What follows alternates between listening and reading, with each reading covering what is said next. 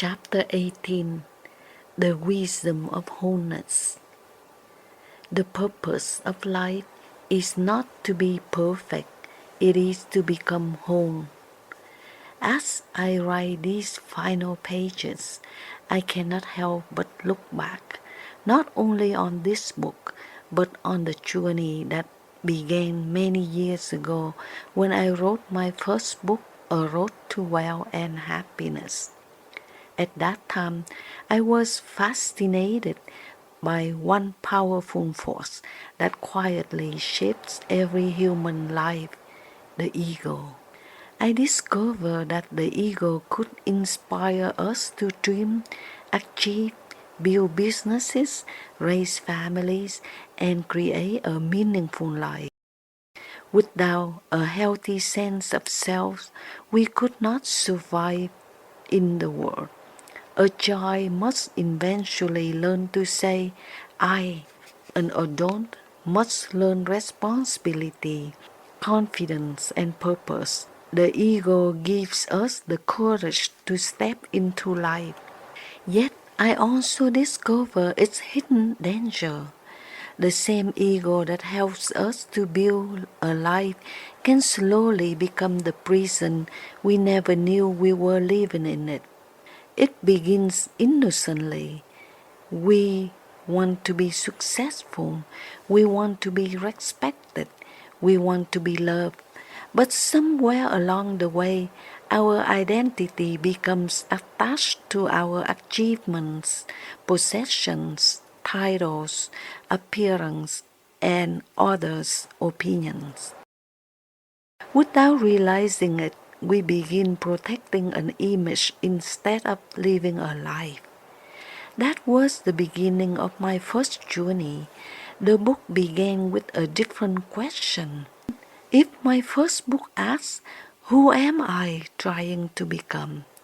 This book asks, what part of myself I am still afraid to meet? That question led me to the shadow. Carl Jung believed that every human being carries a shadow, not because we are broken, but because every life contains experiences we have hidden from ourselves. The shadow is not only anger, jealousy, fear, or resentment. It also contains the dreams we abandoned because someone told us they were impossible.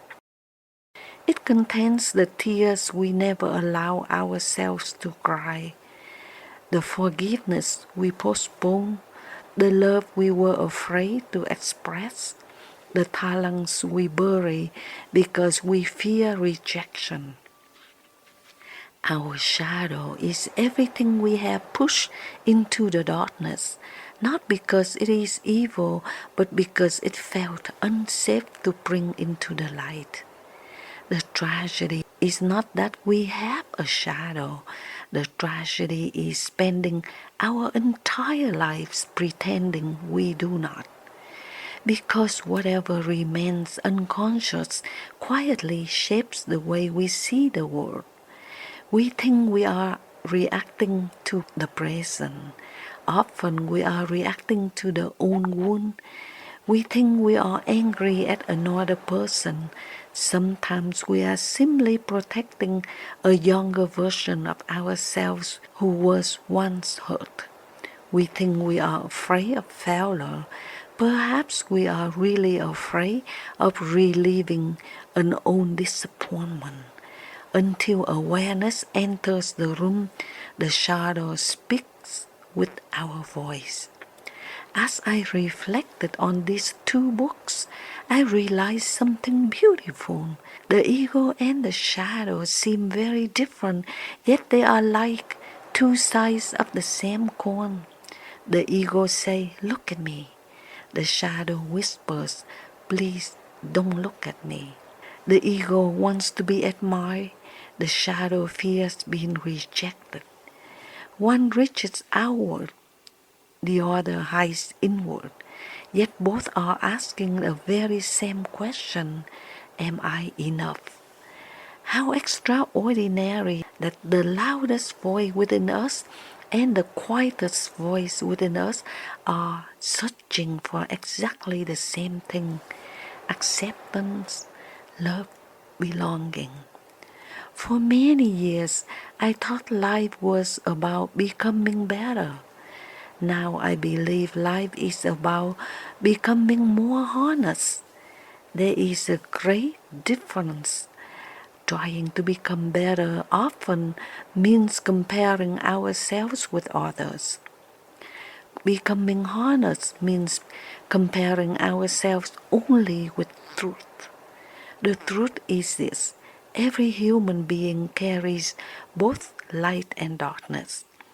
Every human heart knows love and fear. Every soul experiences confidence and doubt. No one is exempt. The wisest people are not those who have eliminated fear. They have simply stopped pretending they do not feel it. When I was younger, I believed awareness would eventually remove all of our weaknesses. Instead, awareness did something much kinder. It taught me to stop fighting myself. As the years passed, I noticed something surprising. The qualities I dislike most in other people often reflected something that I had not yet understood within myself. The impatient person taught me about my own impatience. The controlling person revealed my own need for certainty.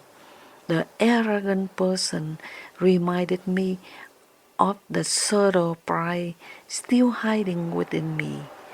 Life became less about judging others and more about understanding myself. Every difficult person became another teacher.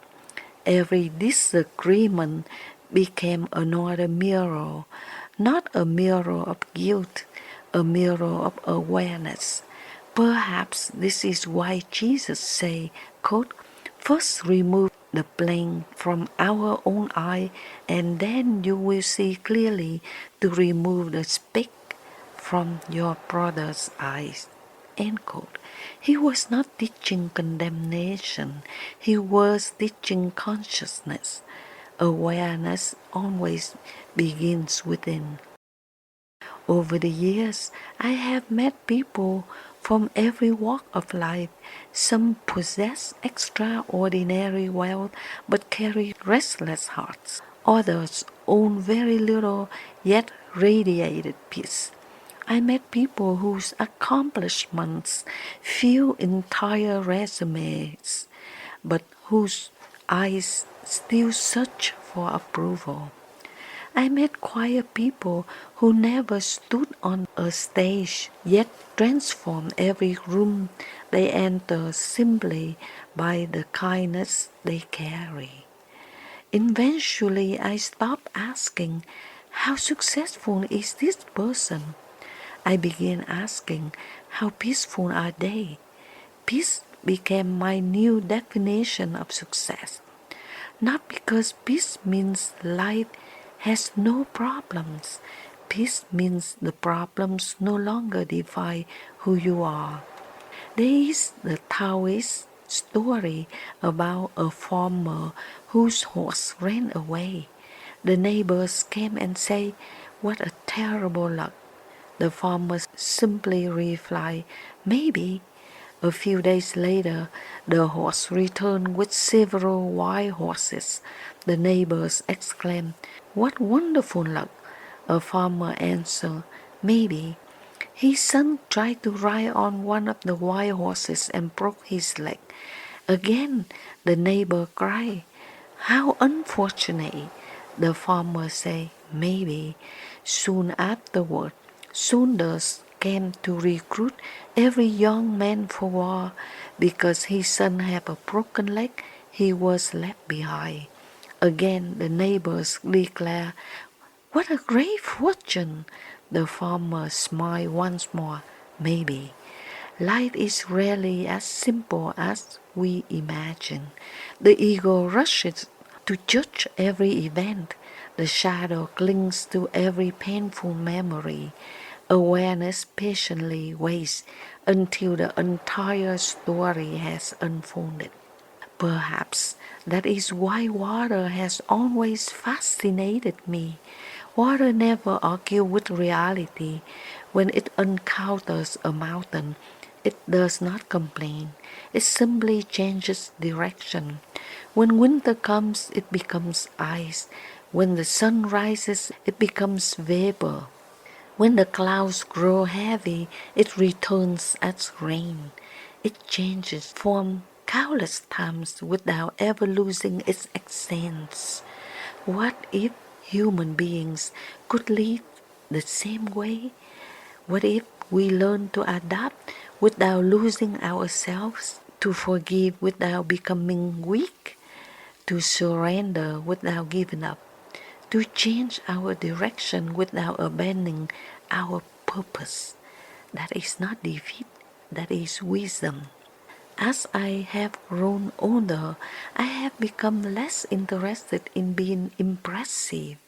I am more interested in being genuine, less interested in winning arguments, more interested in preserving relationships, less interested in proving I am right, more interested in understanding why another person sees the world differently.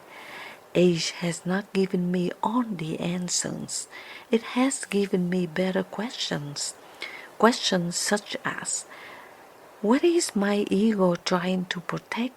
What is my shadow asking me to heal? What is awareness inviting me to learn? Those three questions have changed my life far more than having the right answers ever could.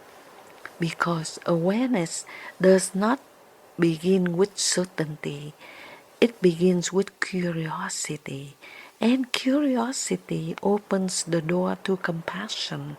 Perhaps that is why the wisest people I have known are also the gentlest.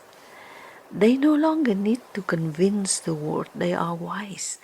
Like water flowing quietly toward the sea, they simply continue living the truth they have discovered.